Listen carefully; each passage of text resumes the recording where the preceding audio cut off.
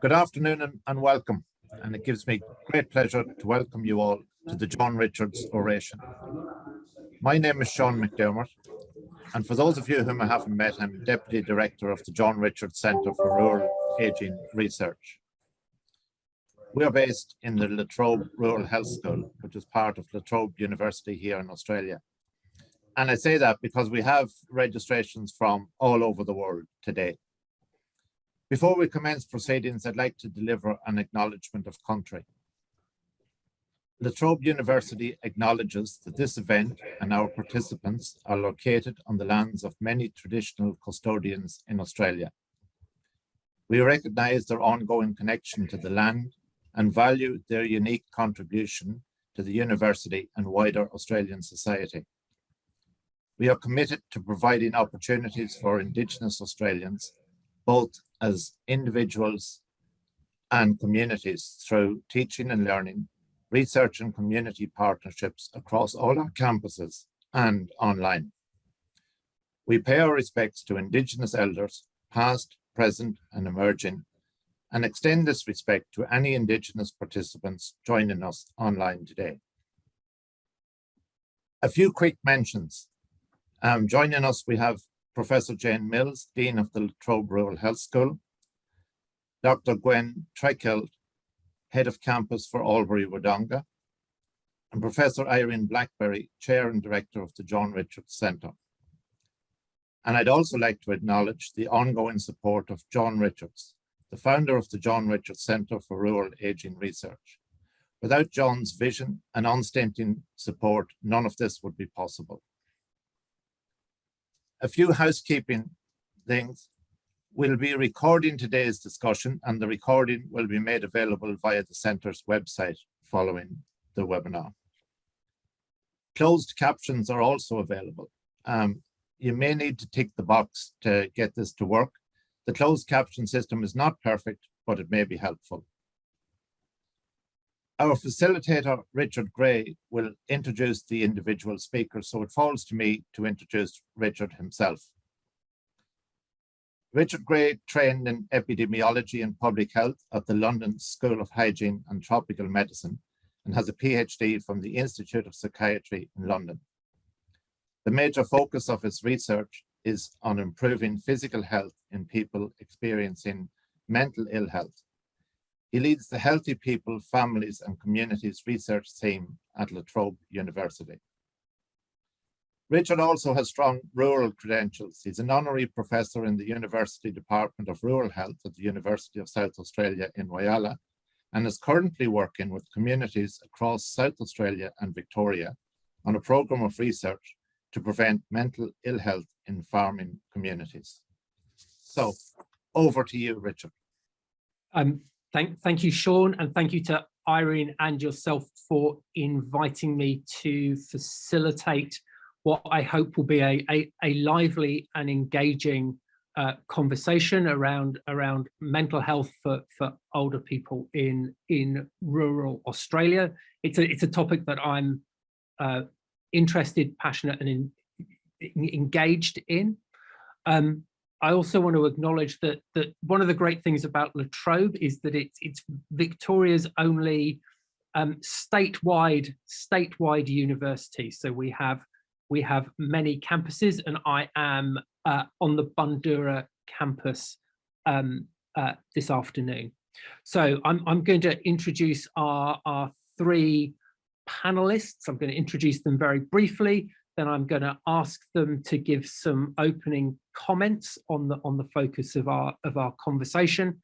Then I'm going to ask them some questions, and then it would be great if colleagues could put through some points or some questions that they would like me to ask, and you can do that by putting those into the chat function in Zoom. Does that make some kind of sense, and is everybody happy with that? Sue, Maria, David, are you all good to, as they say, rock and roll? Excellent. So I'm going to start by introducing Maria Berry. Maria is a consumer advisor with the Older Persons Advocacy Network. I'm going to introduce Sue Wilson. So Sue is formerly the mental health promotion clinician for older persons at Albury-Wodonga Health, and is currently an evaluation and data manager for Murray PHN. And David Perkins. David is the Conjoint Professor of Rural Health Research at the University of Newcastle and an Adjunct Professor in the Centre for Health Research in the University of Canberra. So the first person that's going to give some comments is David. So David, if I can hand the floor to you. Well, good afternoon, and I feel enormously honoured and privileged to be asked to contribute to the oration today. I'd like to start by just reminding us what we all know, that coming up to 30% of Australians live in rural and remote communities, and that those communities are hugely varied. Think for a moment of Bundaberg, of Broken Hill, of Busselton. They're all rural, but they're all very different. And older people are hugely varied as well, both in their needs and also in their preferences. We think of culture and ethnicity. We think of networks and lifestyle. And we think of the resources that are available to people, whether those are human resources or physical resources or financial resources. Many old people support others, many older people, myself included, whether that's children and grandchildren, whether that's voluntary organizations, whether that's sports organizations, social organizations. And I'd like to make the point that the needs of older people are not experienced according to the preferences of the provider. Our needs, our priorities may not be medical. They may be about a safe and secure place to live. They may be about seeing friends and having strong social connections. They may be about having an adequate income to live a dignified life. Our needs are connected. Our mental health and our physical health is connected. Last time I looked, the head is connected to the body, and it's the same body. So our health and psychosocial needs are critically important. In the last year or two, COVID has exacerbated some of these needs.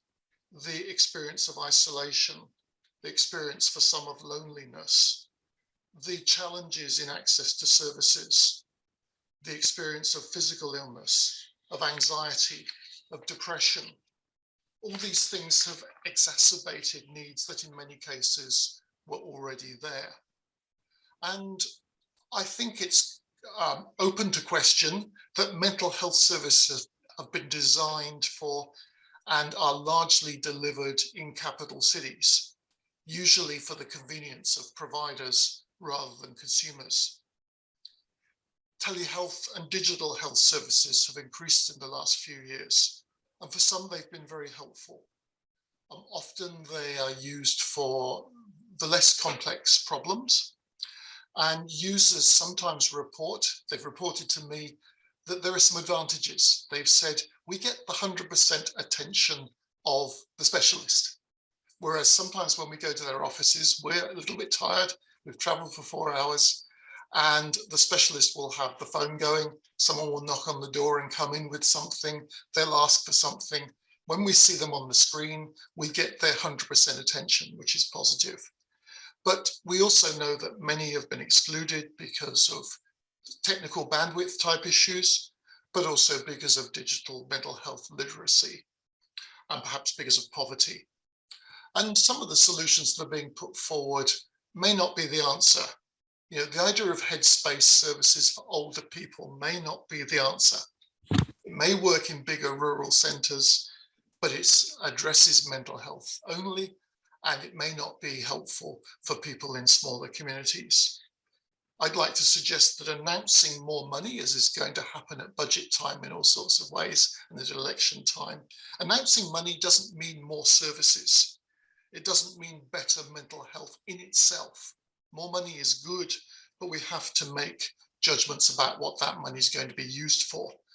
And the big gap here is that we have not trained the appropriate workforce in mental health services and in services for the elderly, whether that's a peer workforce or a specialist workforce or a general practice workforce. So you're all saying, say something positive. And I want to close by just saying one positive thing. I think we may need to consider what I call back to the future. Perhaps in the short, medium term, we've critically got to look at the services that are provided in primary healthcare and in general practice. We've got to look towards multidisciplinary primary care with specialist support where necessary. And we've got to look for mental health care and physical health care for older people as part of normal services, not as something special to be brought in when we anticipate there's a problem. So thank you for listening, and I'm going to pass back to Richard. Thank you, David. I agree with almost everything you said, which is going to make it difficult to ask you difficult and challenging questions, but I'm working on it. David, thank you for your remarks. Can I hand the virtual microphone over to Sue? Off you go. That wasn't phrased correctly. I'm handing the microphone over to you, Sue. Thank you, Richard. Thank you. And thank you too to John Richards Centre for their invitation and the amazing honour to participate in today's panel. As Professor Perkins noted, 30% of Australians live rural or regional lifestyles. And living rurally, we face extraordinary times and extraordinary change. If we look back to around 1938, only 5% of the Australian population was, as a whole, was over 65. By 2018, that had risen to about 16%, and that number is projected to increase to around 23% by the middle of this century. But the distribution of older persons around Australia is not equal. In many rural and an increasingly number of regional centres, nearly 30% of their population are already over 65. Rural and regional Australia is leading our thinking about an ageing population out of necessity. It's incredible to think that in 1981, for example, there were only 499 centenarians across Australia. In 2013, that increased to just over 3,600. And by the end of 2018, there were 4,828 people 100 years or older living amongst us.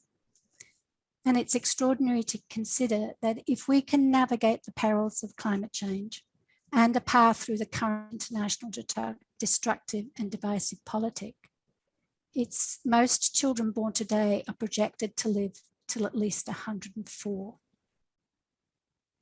So to create a future we want, and that is within our grasp, we need more opportunities like today to talk about health needs related to aging and living well across the lifespan. An aging population is not unique to Australia. Many nations are facing the unprecedented situation of finding ourselves for the first time in history when those over 65 outnumber those under the age of 5.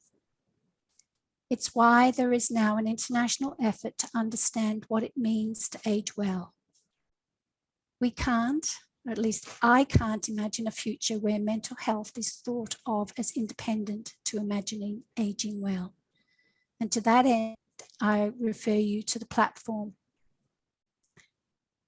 It's an international collaborative project auspiced by the UN to warehouse learnings, to capture voices and activities, and connect sectors and stakeholders alike in understanding and promoting healthy aging.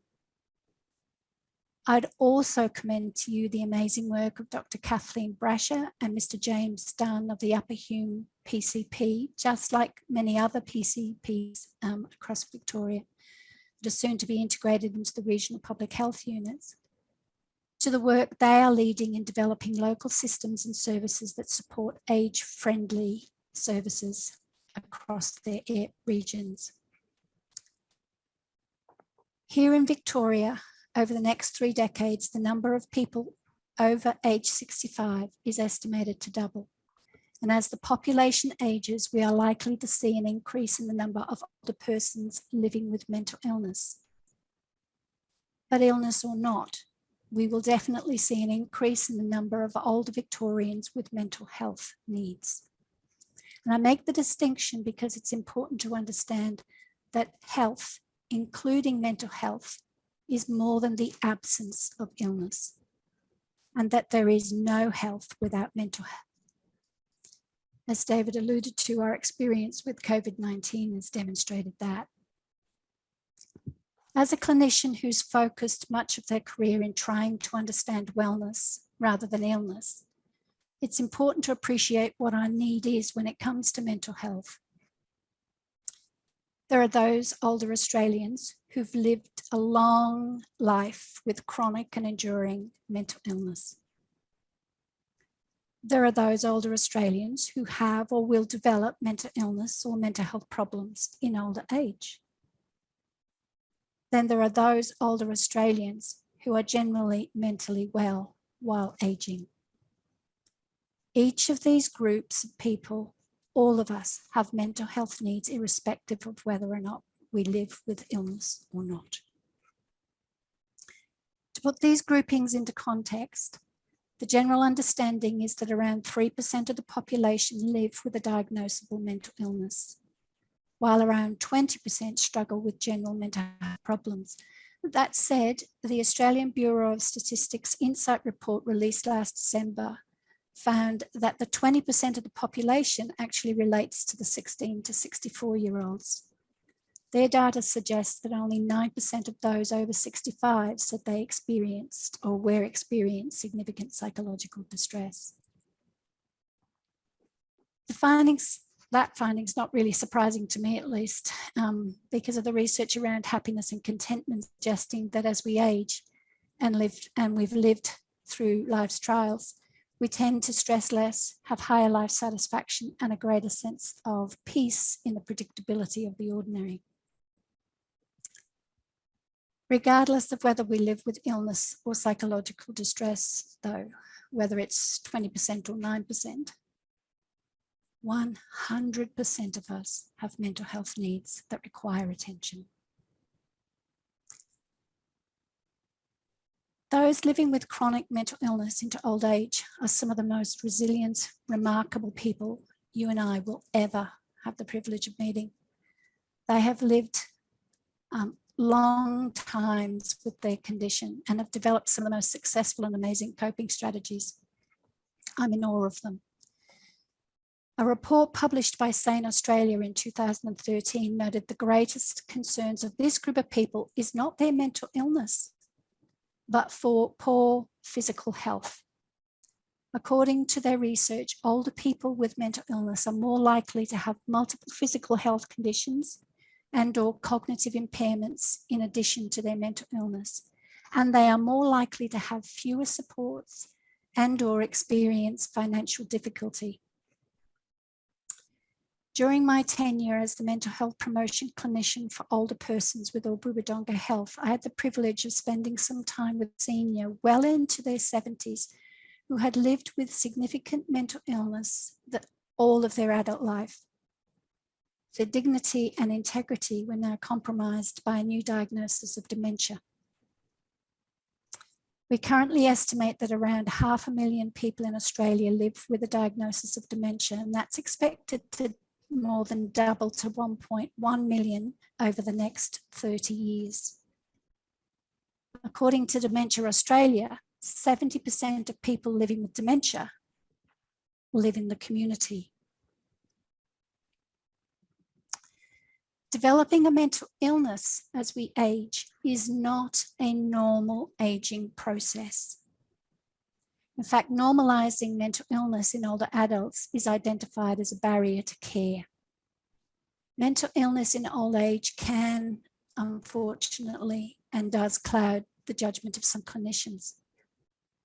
During my tenure with Albury-Wodonga Health, I also had the sad privilege of listening to one carer's story trying to get help for their loved one who first developed some symptoms of mental illness when they were 74. It took them 5 years to get the help they needed. 5 years navigating a complex, uncompromising, and I might say quite ageist system. I say again, mental illness is not a normal part of the aging process. Both the Royal Commission into Mental Health and the Royal Commission into Aged Care identified there is currently a significant gap between service need and service provision. And I specifically refer you to Chapter 14 of the Royal Commission into Mental Health's report that focuses on supporting the mental health and well-being of older people. Here in the Northeast, the current older person's mental health service is staffed by some of the most compassionate and amazing clinicians I've ever had the privilege to work alongside of, but they struggle to meet today's demand for service. And in their pre-pandemic modelling, it was suggested that they will see an estimated 58% increase in demand over the next 10 years. And if we can't meet demand now, how on earth are we going to meet demand as it grows? The acute care system through which a lot of the services are provided is largely really only providing crisis management. And even then, we're not reaching all those in need.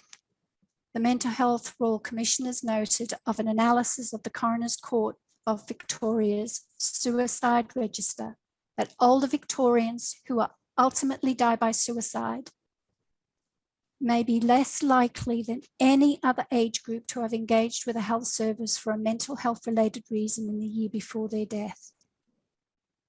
So yes, I absolutely agree with David. Please don't misunderstand me. We definitely need to continue to provide and resource crisis management, but we simply cannot morally, ethically, financially, or even from a workforce resourcing perspective, look to the acute sector to meet the needs of the majority of the population. To meet the needs of the future, we need to think differently, to focus on public and primary health initiatives. We need to look to different models of service, balancing the medical approach with interventions targeting the social determinants of health.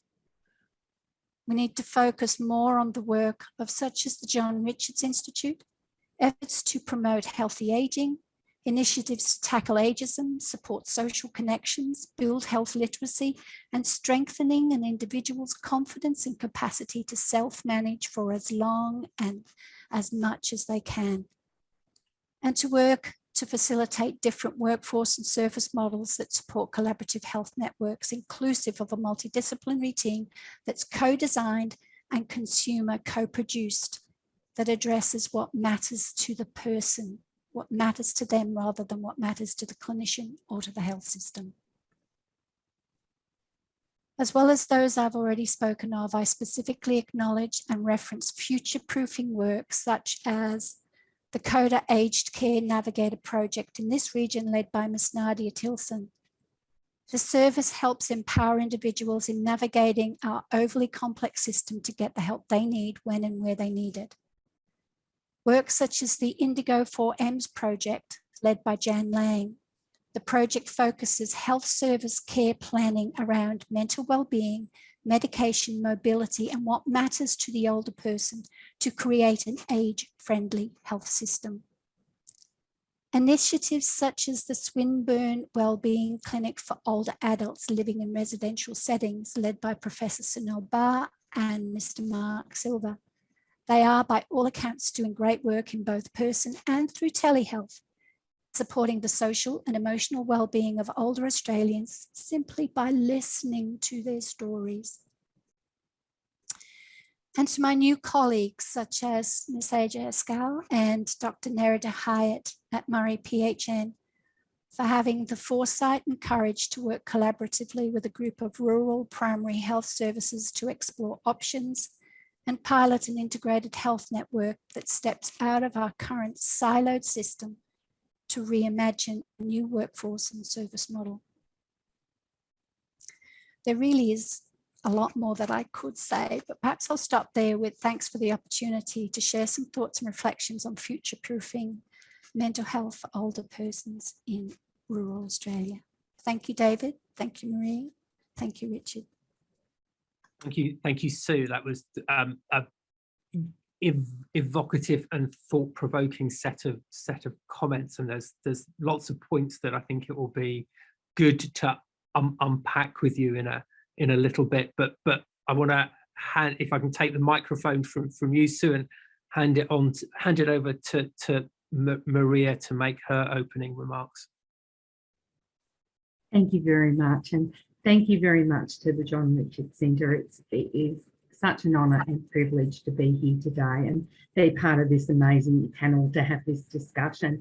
And I'd just like to start by saying, hear, David and Sue, and listening to your words, I'm in complete agreement with the comments and what you've said. And I guess last night I was thinking about today and, you know, what I was going to talk about. And one thing came to my mind. I recall when I was 20 years of age, when I was doing my training as a nurse, working in an aged care facility here locally.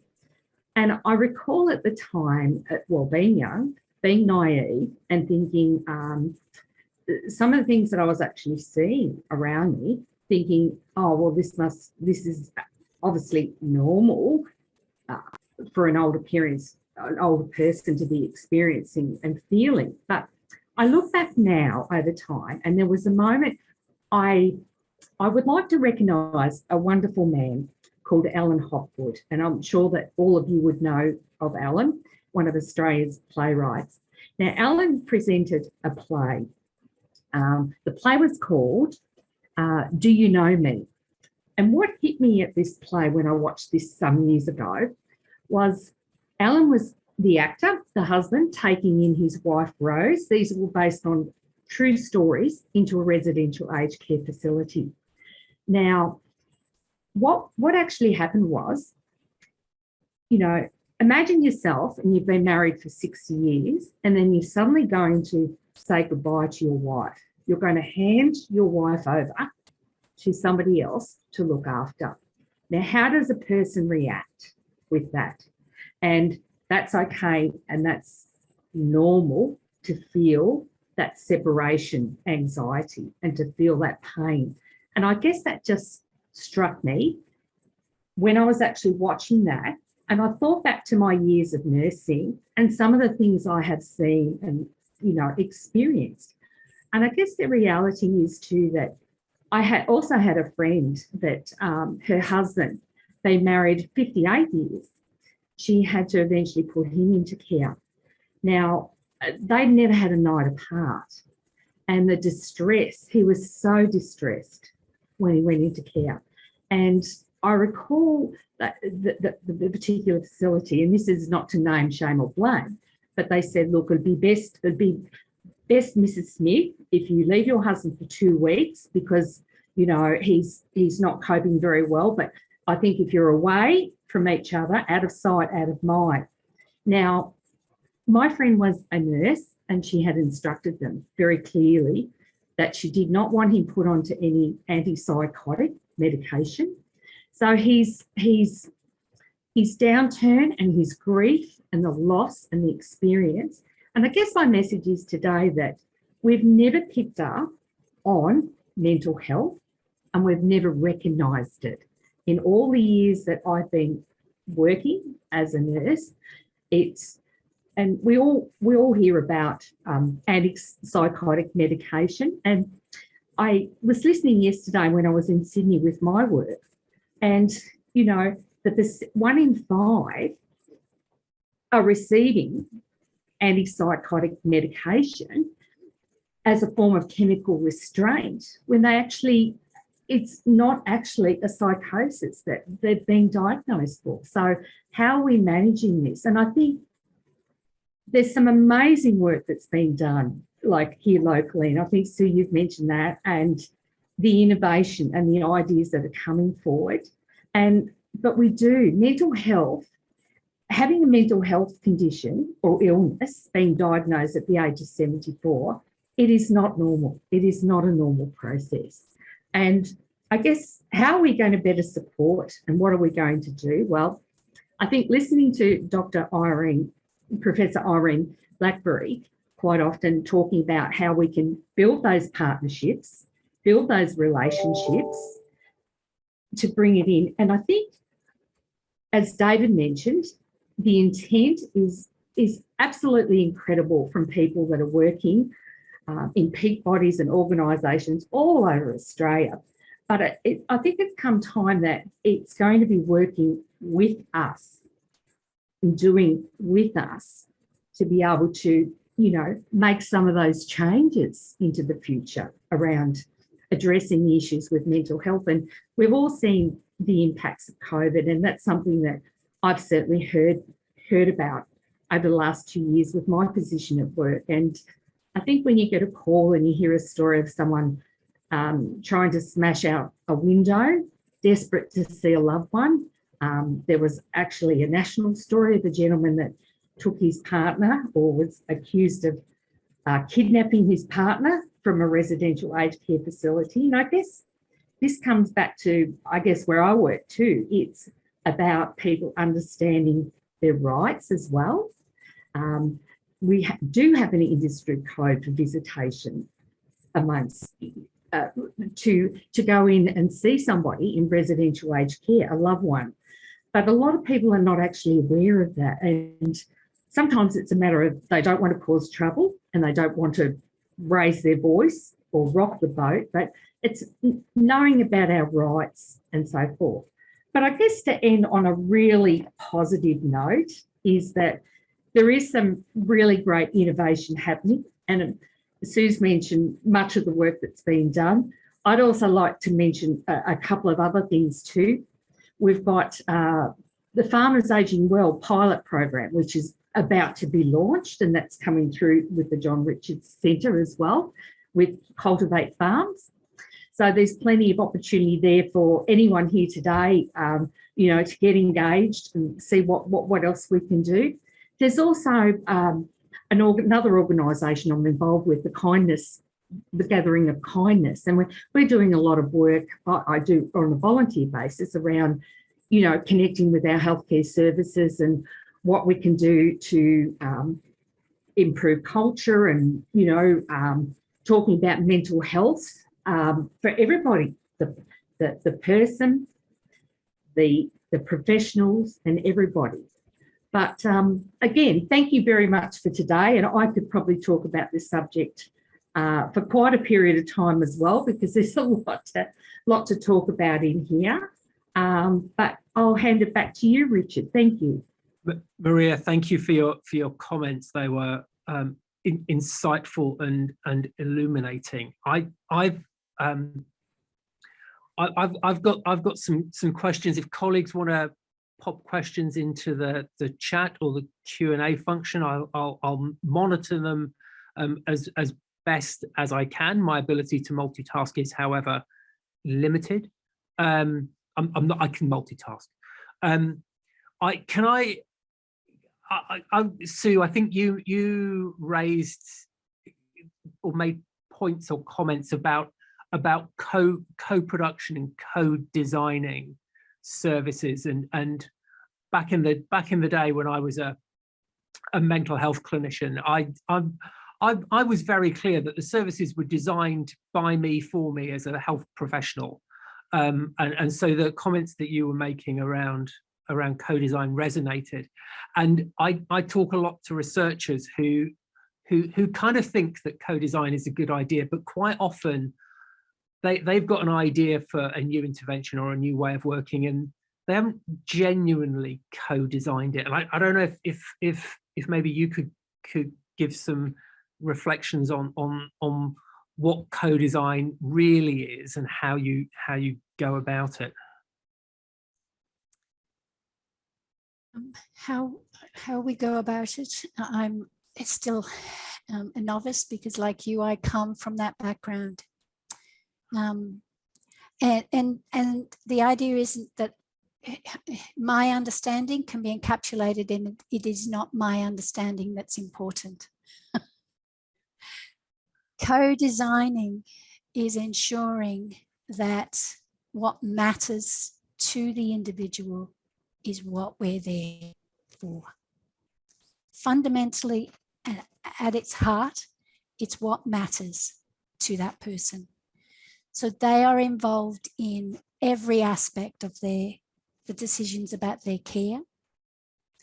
And that can mean not just about them one-to-one, but them being part of the decision-making about strategy, about environment. Keep going, Steve, sorry. And it's not lip service to it, which is why in responding to your initial question, it isn't actually about what I think about it.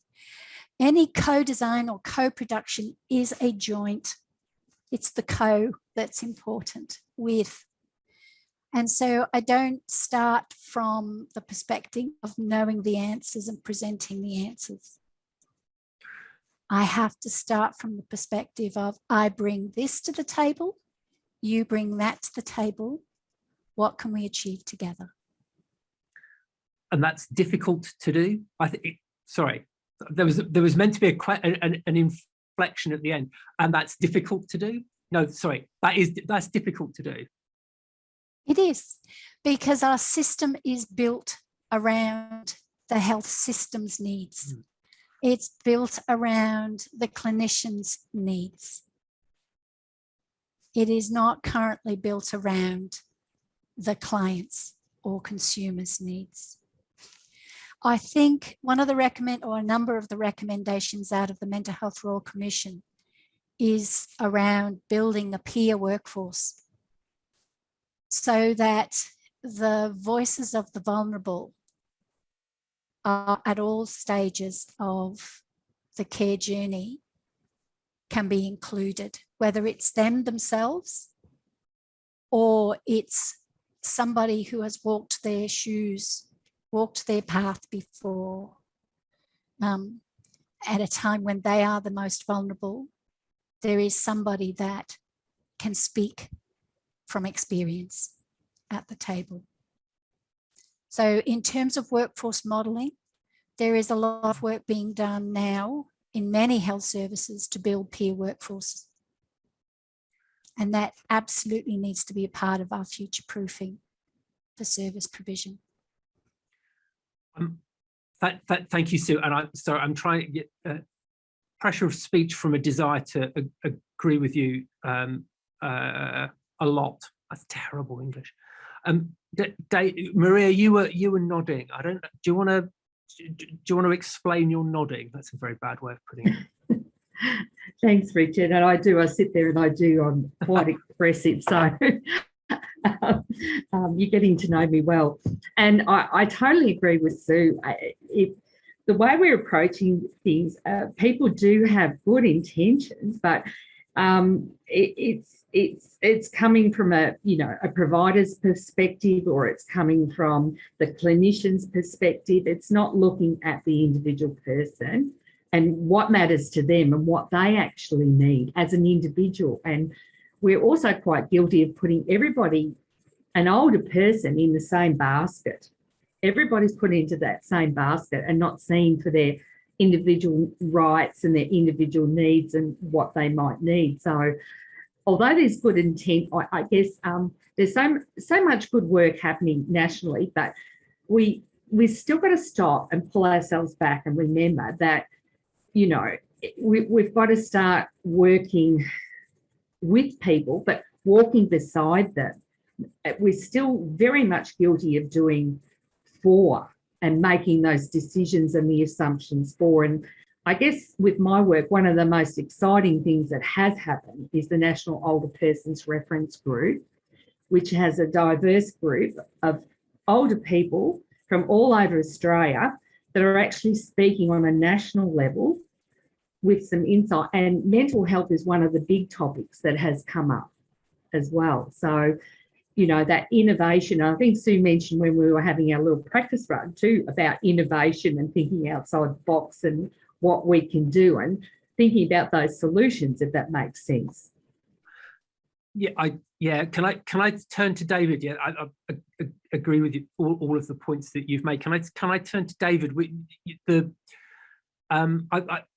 When I first came to Australia, I was in the rural health space. There's a lot of conversation about the maldistribution of the workforce, that there aren't enough health professionals in the regions, which I kind of get, and I don't know if you can you comment on that, and kind of drawing in Sue's point about the peer workforce and the motivation for people to engage in that, and the benefits of a peer workforce. Well, I think firstly, we've often thought that mental health is a specialist area, that it needs to be addressed by specialists. And one of the issues about rural and remote communities is often they're not big enough either to provide a market for a fee-for-service professional specialist, or to provide the sort of workload that is expected by a publicly funded specialist, and frequently also the opportunities for professional development, for working with a peer group, for not being the only person on call, the only psychiatrist in Broken Hill, whatever that might mean. I was there for 7 years, so I know that sort of experience. So firstly, rural communities often, because of their size, are not able to secure, to retain, and to provide appropriate opportunities as deemed by specialists. I think, therefore, we need to look at primary care based and primary care supported solutions. Now, in terms of the workforce, there was a very fine piece of research done by Dr. Kath Cosgrave, and she interviewed newly appointed mental health workers and newly appointed Aboriginal mental health workers. And she asked them about their securing a job, about their appointment, about what happened. And it's a very interesting story. She said they reported they were offered two things. One was organizational support, the general support you might expect moving to a new area, because after all, most training takes place in big cities still. Secondly, they were offered the sort of professional career supervision and support that they needed to progress their career. And the comment that they made was that they moved on the basis of the promises, but in many cases, those promises were not delivered. And so you had, in my words, disgruntled stayers and disgruntled leavers. The disgruntled leavers felt that they, spent a couple of years trying to progress their career, but it wasn't satisfactory. The disgruntled stayers often stayed because, they bought a house, because there was space to run a horse, or whatever it might be, but they were not happy with their career progression. And so, one of the critical things we have to think about is what is it we are offering people who very often train and come from larger communities and move to rural or to remote settings. And just to give one example, when I was out in Broken Hill, a big step for some people who are training as psychologists is to get a clinical psychology qualification. It's not a small hurdle for two reasons. One is that you've got to get through the educational bit, but the second bit is you've got to get through perhaps up to 1,000 hours of practical placement. Now, one of the things we could think about is offering people a career package that actually says, if you take this job, we will provide you with supervision support, both organizational and professional, and we can work with you to ensure that you're able to cross the next career hurdle. And that might well be, for a psychologist becoming a clinical psychologist, it might be for a nurse getting a mental health nursing qualification, whatever that might be, or a master's, something of that sort. Now, it's not that professional qualifications are the be-all and end-all, but if you've got a young family, you are hoping that you will make some career steps that will enable you to care for that family. And we've got to look at the human professional needs of people. I think the other comment you made was about peer workers. And I think we need to find ways of supporting peer workers for a number of reasons. One is that it's part of their personal recovery. Secondly, it's because they are able to give a sense of what a recovery journey is like. And it's not simply about stopping taking the pills. It's not simply about moving into employment or whatever it might be. You know, these are complex and difficult journeys, and that sort of support is important. So, you know, across our whole workforce, we need to find ways of supporting that workforce in such a way that they always have someone to go to who can actually help them address, you know, the challenges that are faced and that are amplified often in rural and remote settings. Can I be a little bit challenged? I might be going to be a little bit challenging to. Go for it. I'm going to go to Sue about workforce and the remuneration and support of the peer workforce. Is there a risk that this is a group of people that are somewhat taken advantage of? And I speak as some. So I've sort of run peer workforce stuff, and it's worries me about taking advantage. Is that a fair comment, or?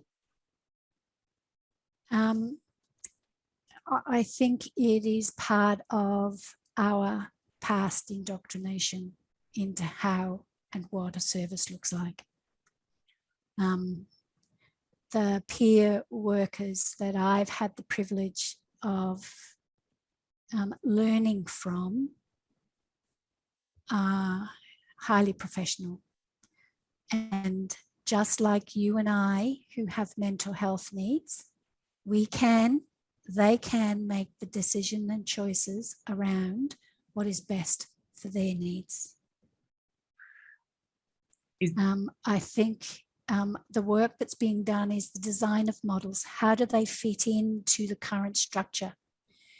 And that coming out of my mouth is also like, it's alarming to hear, into the current structure, because they shouldn't fit into the current structure. The definition of insanity is doing the same thing over and over again and expecting to get a different answer. We need a different structure. We need to look at the entire system differently, because it's not sustainable as it is. Sorry, Richard.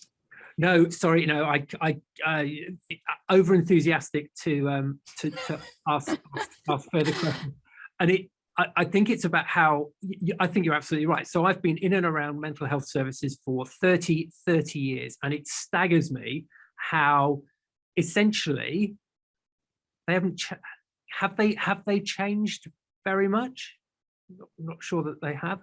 And how radical do we need to be in terms of how we think about mental health services? I was kind of somewhat, so the Royal Commission on Mental Health, the thing that made me, what we need is more mental health beds. No, we don't. Sorry, I am being argumentative. I'm going to ask Maria for some comments on it. Do we need more mental health beds? Do we need more mental health professionals, or do we need to be much more radical in terms of how we meet the health needs and the imbued within that the mental health needs of communities and populations? Maria, I don't know what you're, sorry. That's right. Maria, and then I'll maybe come back to Sue. Richard, I totally agree. I think that we need to be radical, and I think we need to look at our structure. And I think, like Sue said, when things remain insanity, when things, keep repeating and remain the same, exactly, we do need to look at our structure and how we can better do things, and how we can support, support our peer workers out there, and our staffing. And I guess everybody would certainly be aware of the aged care staffing crisis at the moment, and it's impacting systemically everywhere, and we have some real concerns, and our mental health, absolutely. So I think we need to be radical, and I think we need a whole restructuring of it. I've got my eye to the time slightly. Can I ask a question? Because a couple of you have hinted at technology, and I'm not sure, is technology part of the solution to improving mental health?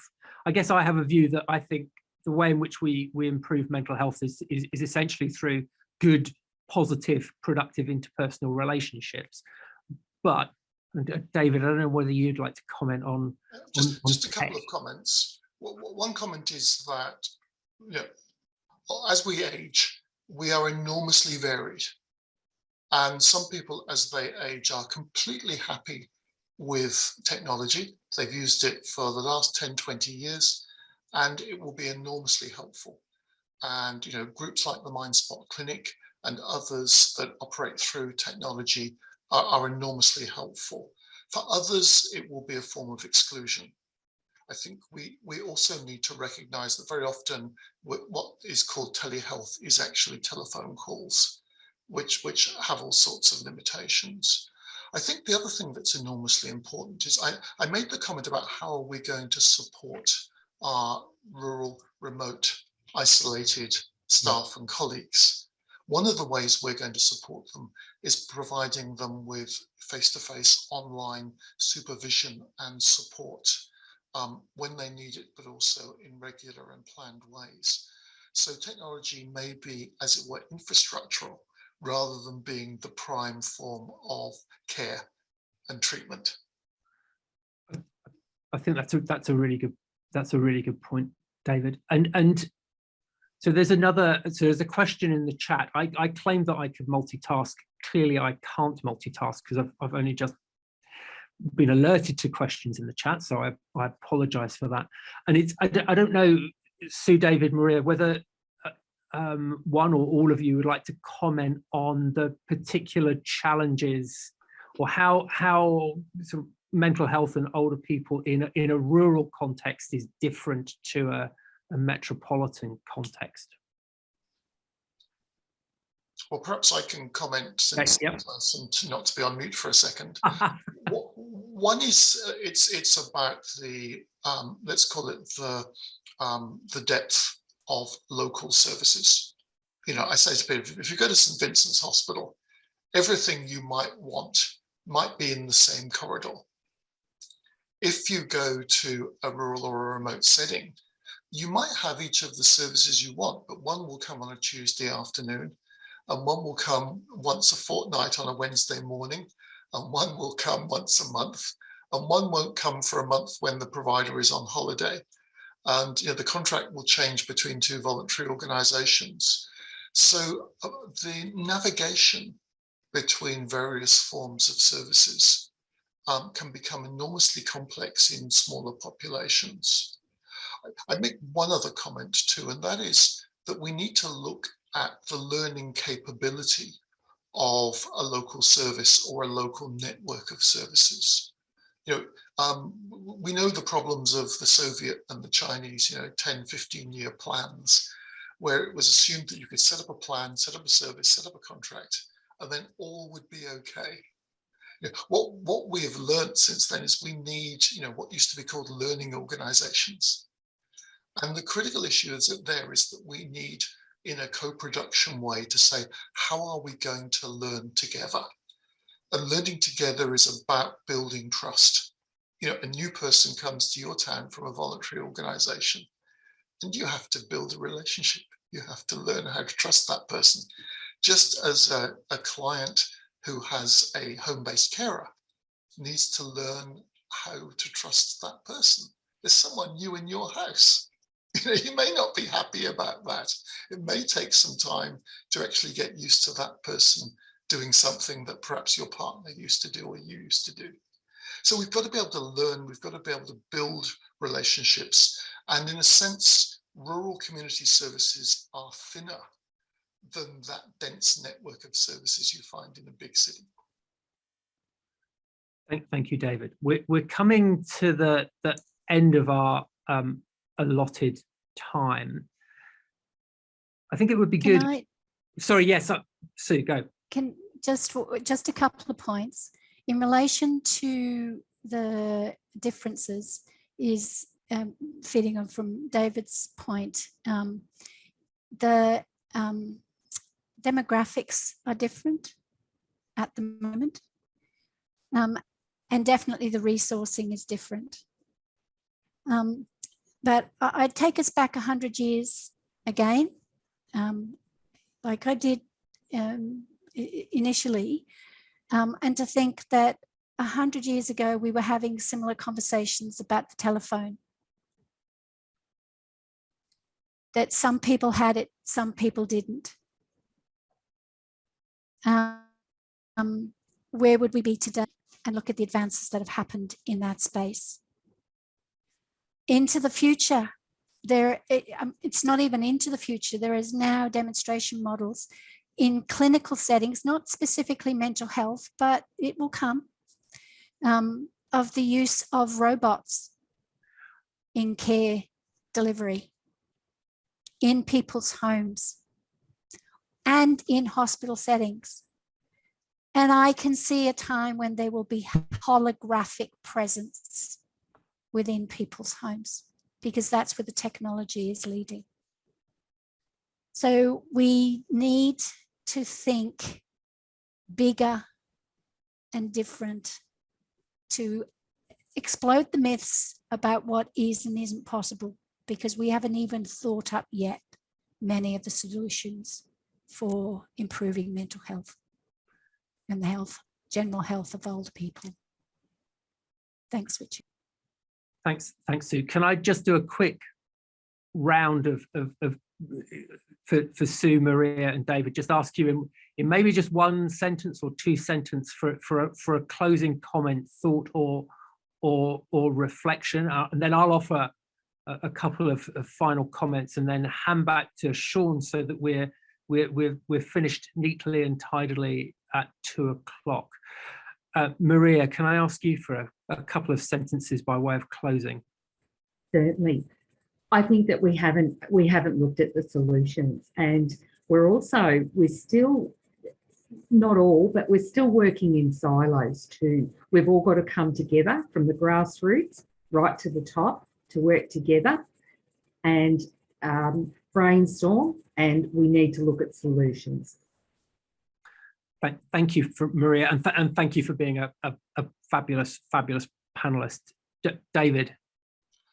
I think the key is we've got to treat older people with respect and dignity, and that means that the person who determines the quality, the appropriateness and the value of a service is not the provider, it's actually the user. And we need a significant shift to respecting and giving dignity and influence to the views of the user, the recipient, the individual, rather than the professional.